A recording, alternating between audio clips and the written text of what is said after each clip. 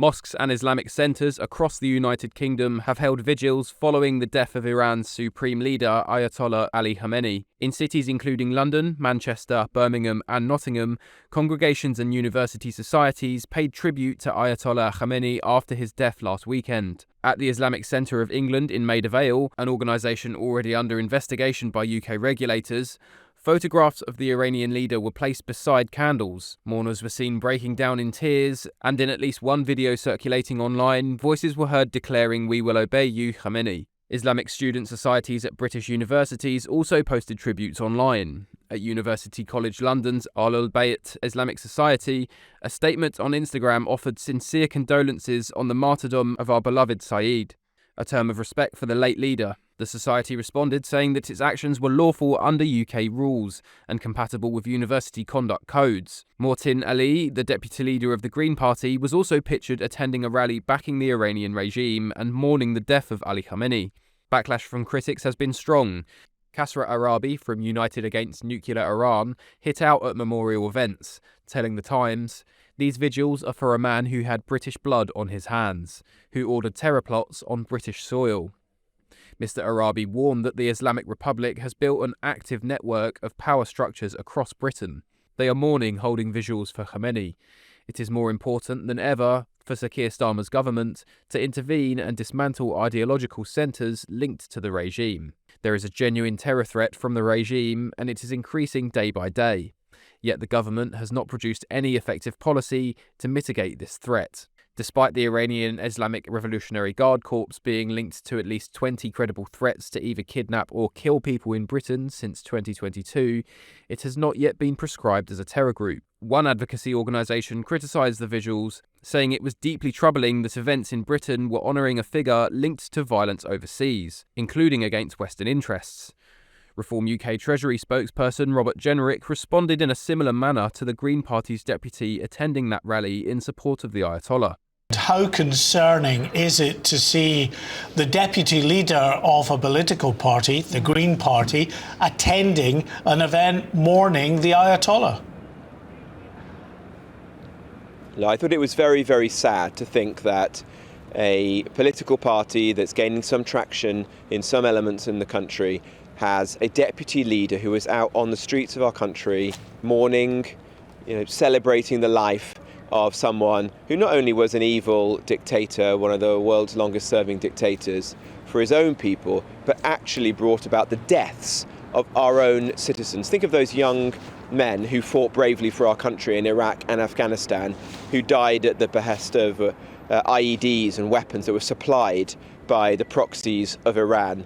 And here you've got somebody who is a British politician who presumably aspires to be in the House of Commons behind me, actively celebrating that man. And he wasn't alone either. You saw, for example, University College London students celebrating or mourning the life of this individual as well. It speaks to a broader truth that, unfortunately, sectarian politics has taken hold in some parts of our country, particularly pockets of our big cities.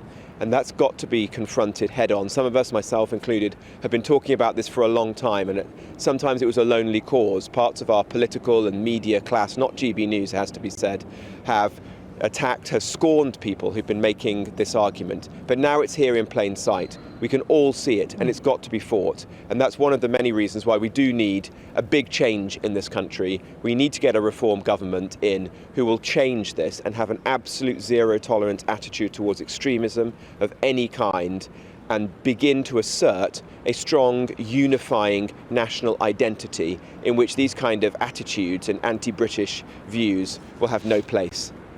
The Islamic Centre of England is already under review from the Charity Commission for alleged irregularities and foreign influence. Some UK universities are also looking into how their student societies handled the tributes. At the centre of all of this is one of the most serious escalations in the Middle East in decades.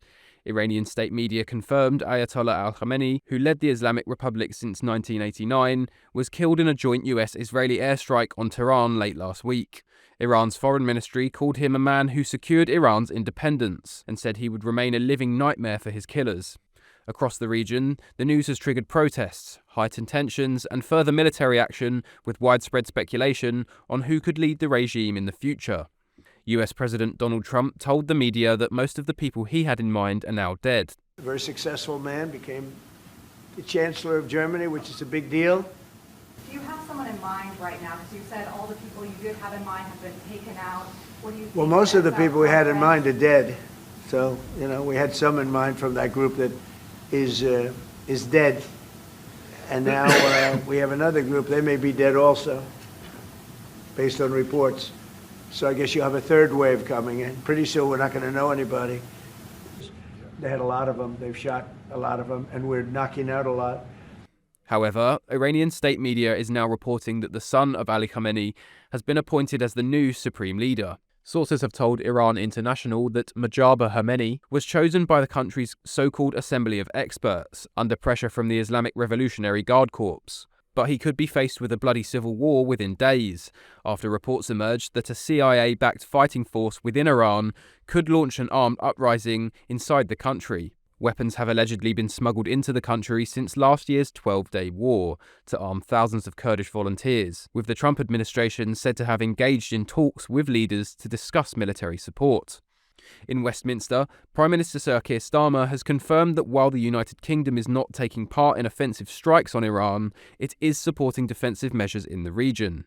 Mr. Speaker, can I make clear this is obviously an extremely serious situation, and I know the whole country is worried about the potential for escalation.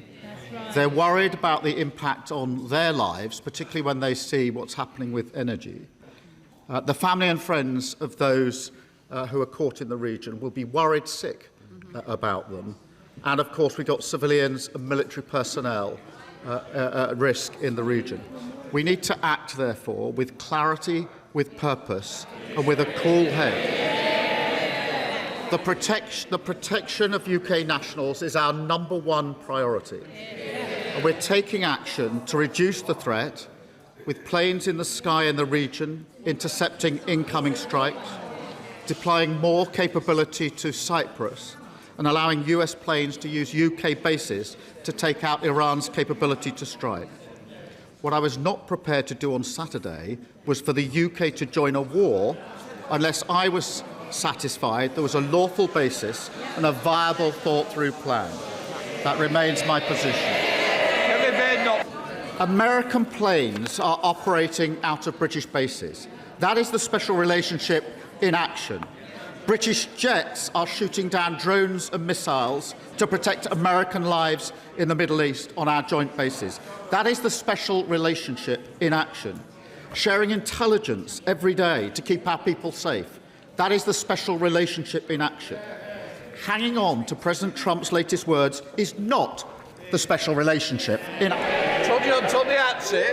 Thank you, Mr. Speaker. Mr. Speaker, let me give a little more detail, because for a number of weeks now, we've been pre-deploying our capabilities to the region. In doing so, we've been liaising very closely with the United States, as the House would have expected. Therefore, radar systems were pre-deployed, ground-based air defence was pre-deployed, counter-drone systems were pre-deployed, and F-35 jets were pre-deployed.